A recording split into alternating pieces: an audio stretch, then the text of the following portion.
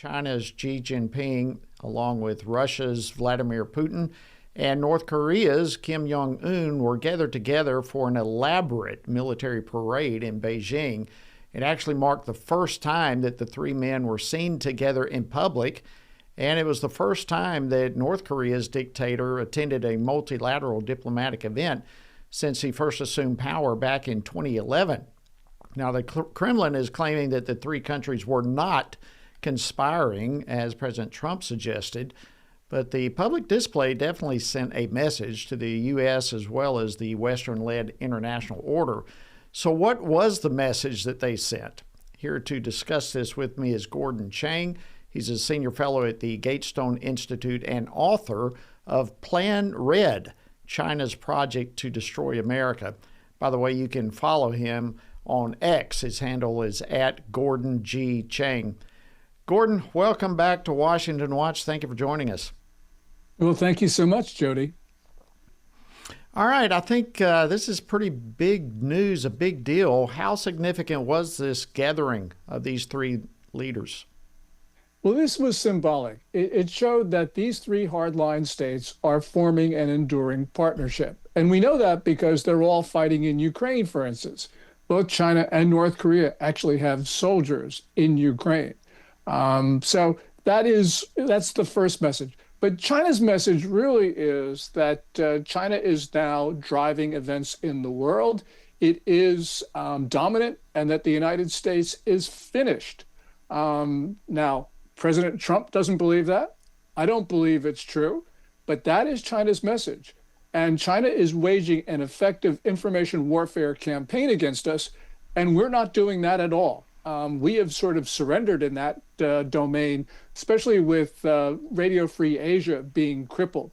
So this is important for us to counter those messages in some way. If President Trump doesn't want those information agencies, he's got to do something else to counter China's narrative, because China's narrative is actually resonating in many parts of the world. It shouldn't, but it is. Yeah, so that's kind of my next question. Did these three countries, China, Russia, and North Korea, did they benefit from this public appearance today? I think what they benefited was essentially the appearance of strength. And that was sort of like, remember Osama bin Laden said that when people see a strong horse and a weak horse, they always pick the strong horse. Well, that's really what we were seeing today, that China was putting on a display of being the strong horse.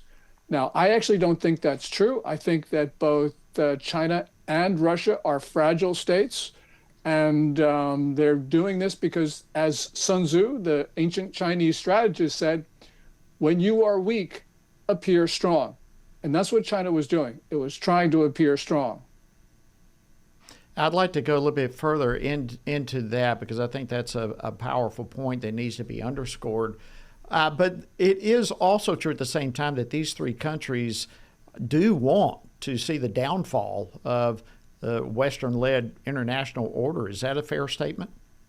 Absolutely. Now, they have somewhat inconsistent goals. China wants to rule the world and the near parts of the solar system.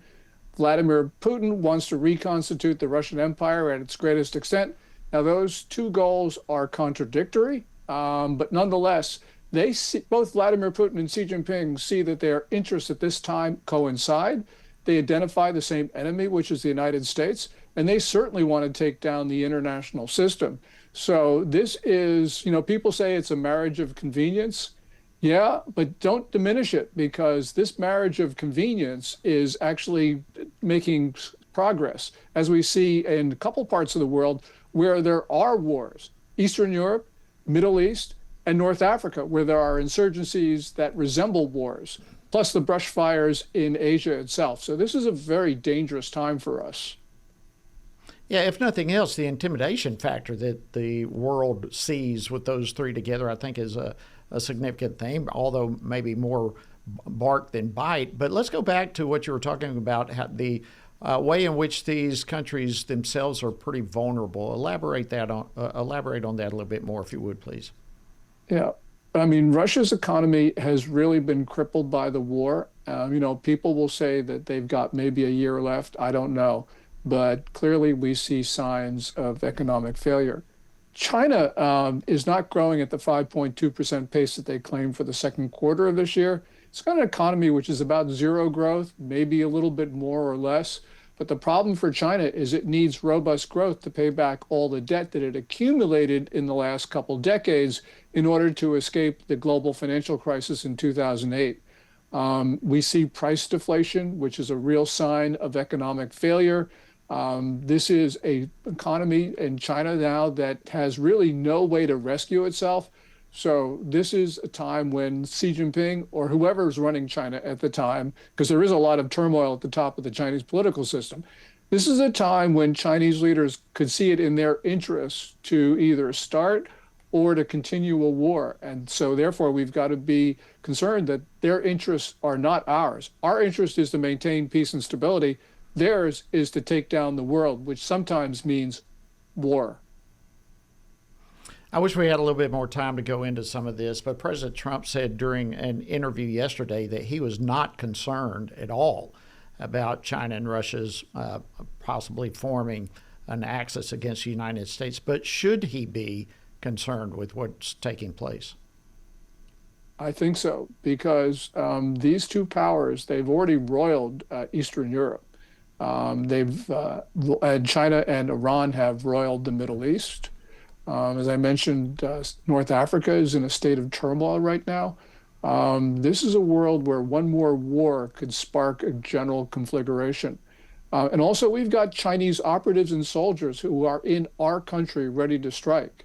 We've seen so much evidence of Chinese military activity on our soil. So yes, we need to be absolutely concerned, and we need to hear the President of the United States talk about this. I know that it is politically not feasible to do that, but we need to get prepared, because if we don't get prepared, Jody, the worst could happen. Wow. Thank you so much, Gordon Chang, Senior Fellow at the Gatestone Institute. It is always great to have these conversations with you. We deeply appreciate you coming on Washington Watch and keeping us up to speed. Thank you. Well, I'm deeply appreciative to be able to speak to you. So thank you, Jody.